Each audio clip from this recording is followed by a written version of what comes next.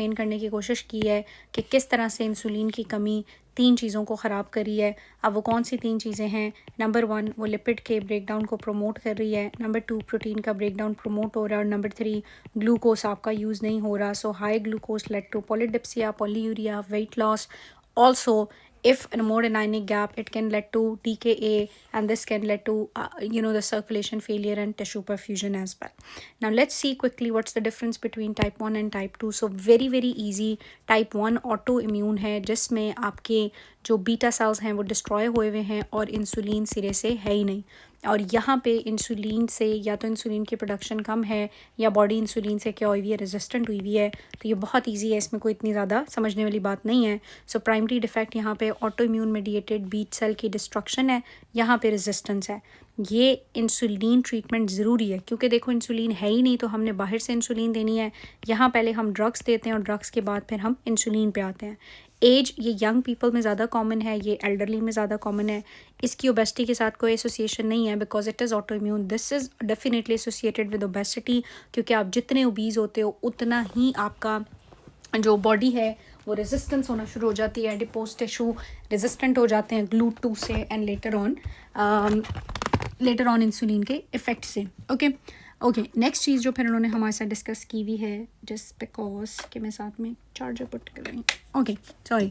अच्छा so next चीज़ जो उन्होंने डिस्कस की हुई है, नेक्स्ट पॉइंट जो डिस्कस हुआ हुआ है वो ये डिस्कस हुआ हुआ है कि जेनेटिक प्री डिस्पोजिशन तो इसमें इतनी ज़्यादा नहीं है लेकिन टाइप 2 में बहुत स्ट्रॉन्ग प्री डिस्पोजिशन होती है। जेनेटिक 90% कंकॉर्डेंस हो सकती है आइडेंटिकल टू ट्विंस में एंड ये पॉलीजेनिक भी है। एंड देन HLA के साथ ये HLA DR3 D4 के साथ एसोसिएटेड है, ये नहीं है। इसमें ग्लूकोज इंटॉलरेंस बहुत सवेयर होती है क्योंकि इंसुलिन बिल्कुल भी नहीं है और बॉडी बिल्कुल ग्लूकोज को यूज़ नहीं कर पाती। यहाँ माइल्ड टू मॉडरेट है क्योंकि थोड़ा बहुत सम टिश्यूज़ जो हैं वो ग्लूकोज के इंसुलिन के इंडिपेंडेंटली भी ग्लूकोज यूज़ कर सकते हैं तो वो यूज़ कर रहे होंगे। इंसुलिन सेंसिटिविटी है लेकिन इंसुलिन खुद नहीं है। यहाँ पे इंसुलिन मौजूद है लेकिन सेंसिटिविटी कम है। इसमें ज़ाहिर है जब भी स्ट्रेस की सिचुएशन है तो कीटोएसिडोसिस हो सकती है। यहाँ पे कीटोन बॉडीज़ का ब्रेकडाउन नहीं देखने में आता या कीटोजेनेसिस वगैरह नहीं होती। बीटा सेल्स का नंबर कम हो सकता है, यहाँ पे इसका इतना कोई डिफरेंस नहीं है। ऑब्वियसली बात है इंसुलिन नहीं है तो सीरम इंसुलिन लेवल कम होगा। इसमें इनिशियली हाई होता है लेकिन जैसे जैसे डिजीज़ वर्स होता जाता है तो इंसुलिन लेवल्स भी कम हो जाते हैं और बॉडी की सेंसिटिविटी भी कम हो जाती है। क्लासिकल फीचर टाइप 1 में कॉमन होते हैं बिकॉज इंसुलिन है ही नहीं तो फीचर्स तो ज़ाहिर है होंगे, इसमें समटाइम्स नहीं होते। आइसलेट ल्यूकोसिटिक इन्फिल्ट्रेट्स मिलेंगे और यहाँ पे अमाइलॉइड पॉलीपेप्टाइड डिपॉजिट्स आपको मिल सकते हैं histologically. So it's very easy बेटे, बस टाइप 1 में इंसुलिन है ही नहीं और टाइप 2 में बॉडी उससे रेजिस्टेंट है। सो ये मेन चीज़ है जो आपने याद रखनी है। अब नेक्स्ट जो है ना वो हमारे पास 3 सिचुएशंस आती हैं, 3 इमरजेंसीज आ सकती हैं।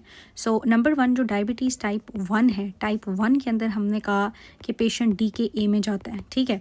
अब जो डायबिटीज़ मेलाइटिस टाइप 2 है उसमें ग्लूकोज के ज़्यादा होने की वजह से hyper osmolar hyper glycaemic state, इसको हॉन्क भी कुछ कहते थे कि इसमें हमारे पास नॉन कीटोटिक कोमा समथिंग होता है, ठीक है। और ये दोनों सिचुएशंस हैं जब आपके पास हाइपर ग्लाइसीमिया है यानी ग्लूकोज बहुत ज़्यादा है। But there could be a situation जिसमें हाइपोग्लाइसीमिया है, पेशेंट ने इंसुलिन तो ले ली लेकिन मे भी उसके बाद वो कुछ खाना पीना भूल गया और ग्लूकोज लेवल्स बहुत कम हो गए प्लाज्मा में। So that would lead to hypoglycaemic fit और हाइपोग्लाइसीमिक कोमा।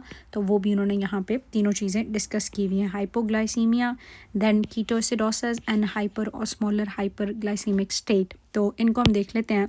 सो इसमें बेसिकली ये होता है कि इंसुलिन कंप्लायंस नहीं है या बॉडी में रिक्वायरमेंट बढ़ गई है। अब बॉडी में इंसुलिन की रिक्वायरमेंट क्यों बढ़ती है? ड्यू टू सम स्ट्रेस और इन्फेक्शन और सर्जरी और ट्रोमा व्हाटएवर, ठीक है। अब बॉडी को ज़्यादा एनर्जी चाहिए और मैंने क्या बताया था, एनर्जी के लिए बॉडी किसको यूज़ करती है? लिपिड को यूज़ करती है। सो लिपिड का ब्रेकडाउन ज़्यादा होगा, एक्सेसिव कीटोन बॉडीज़ बनेंगी और वहाँ से बेड़ा गर्क होगा। So due to increase stress, for example infection, there would be excessive lipolysis, ठीक है, and oxidation of free fatty acid, ketone bodies increase होंगी, beta hydroxy butyl rate increase होता है एज़ कम्पेयर टू एसिटोएसिटेट। ये आपका MCQ पॉइंट है। सो insulin deficiency है body में और कीटोन्स बहुत हाई अमाउंट में प्रेजेंट हैं।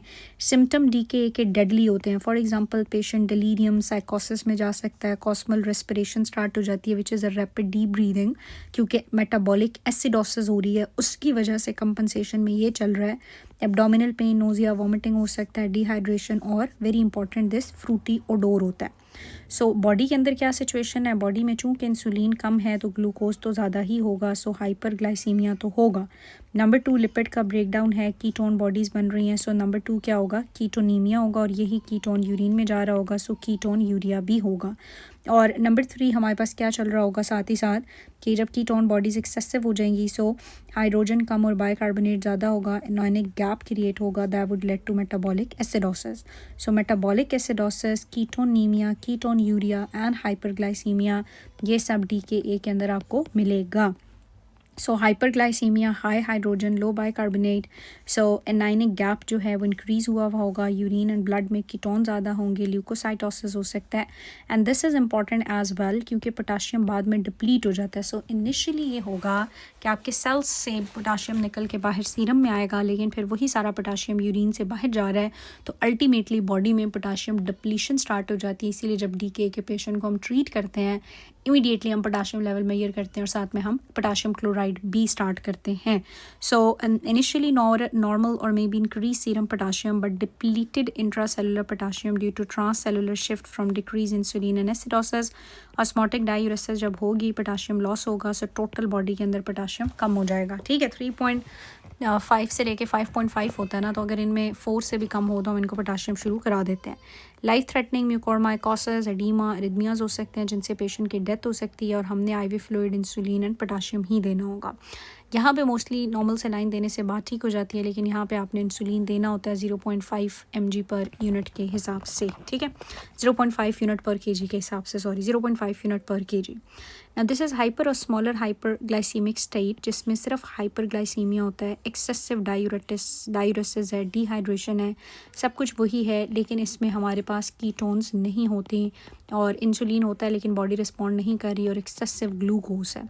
सो थर्स्ट, पॉलीयूरिया, लेथार्जी, सारे फीचर्स वही हैं। Excessive hyperglycaemia, increase serum osmolality, but ये वाला जो फैक्टर है वो नॉर्मल होगा चूँकि pH नॉर्मल है, एनायनिक गैप नॉर्मल है और सीरम पोटाशियम लेवल्स थोड़े बहुत डिरेंज हो सकते हैं। ये भी कोमा और डेथ में जा सकता है अगर हमने ट्रीट ना किया।